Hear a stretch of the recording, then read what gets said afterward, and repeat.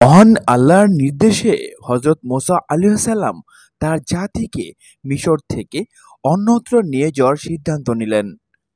কিন্তু যখন হযরত মুসা আলাইহিসসালাম নীল নদের কাছাকাছি পৌঁছলেন, তখন বুঝতে পারলেন যে ফিরআউন ও তার বাহিনী তাদের পিছু ধাওয়া করছে।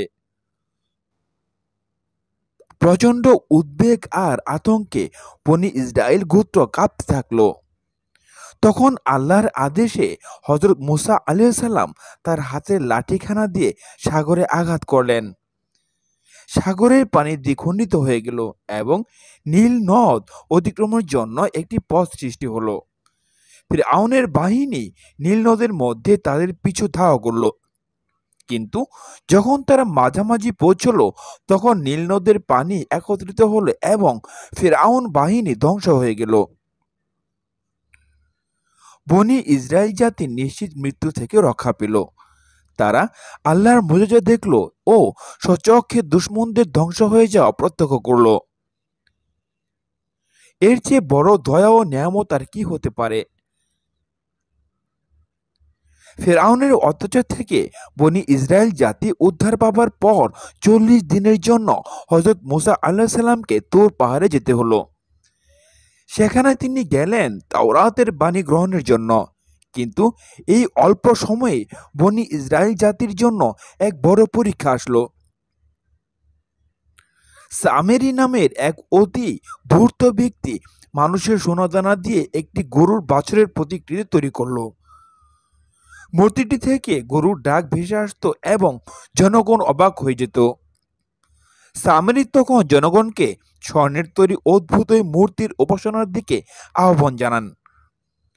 বেশিরভাগ মানুষ সামেরির দলে যোগ দিল এবং বাছুর পূজা শুরু করলো। এই কাজের মাধ্যমে তারা নিজের ওপর যেমন জুলুম করলো, তেমনি সুযোগ্য নেতা ও নবী হযরত মুসা আলাইহিস সালামের ওপর জুলুম করলো। অথচ হযরত মুসা আলাইহিস সালাম তাদেরকে ফিরআউনের হাত থেকে রক্ষার জন্য কি কষ্ট না সহ্য করেছিলেন। অবশ্য তুর পাহাড় থেকে হযরত মুসা ফিরে আসার পর জনগণ তাদের অন্যায় বুঝতে পারল। আল্লাহ তাআলা তখন তাদের এই শিরকের অপরাধ ক্ষমা করে দিলেন। মহান আল্লাহ ফিরআউনের কবল থেকে বনী ইসরাইলকে রক্ষা করার পর তাদেরকে ফিলিস্তিনে যাবার নির্দেশ দেন। কিন্তু সেখানে অত্যাচারীদের শাসক ব্যবস্থা বিরাজ করছে, এই অজুহাত দেখিয়ে ইহুদিরা সেখানে যাওয়া থেকে বিরত থাকে। ফলে আল্লাহর ক্রোধ তাদেরকে ঘিরে ফেলল, অর্থাৎ তাদের উপর আল্লাহর শাস্তি নেমে এলো। এই দীর্ঘ সময়ে অবশ্য তাদের অনেকে নিজেদের কর্মকাণ্ডের জন্য অনুতপ্ত হলো এবং মহান আল্লাহ পুনরায় তাদের উপর দয়া করলেন। আর ওই দয়া ও অনুগ্রহের কথায় এই আয়াতে বলা হয়েছে, ওই তপ্ত শুষ্ক মরুভূমির উপর ছায়াদান ছাড়াও আল্লাহ তাদেরকে সেখানে 2 ধরনের খাবার দিচ্ছিলেন। প্রথম ধরনের খাবার ছিল মধু জাতীয় এক ধরনের খাবার, যা গাছের রস থেকে তৈরি হতো। এই খাবারকে বলা হতো মান্না। আর সালওয়া অর্থাৎ দ্বিতীয় ধরনের খাবার ছিল কবুতর জাতীয় এক ধরনের পাখি। যদিও হযরত মুসা আলাইহিস সালাম বনী ইসরাইলের কাছে প্রেরিত নবী বা পয়গম্বর ছিলেন, তার মূল দায়িত্ব ছিল আল্লাহর বাণী তাদের কাছে পৌঁছে দেওয়া।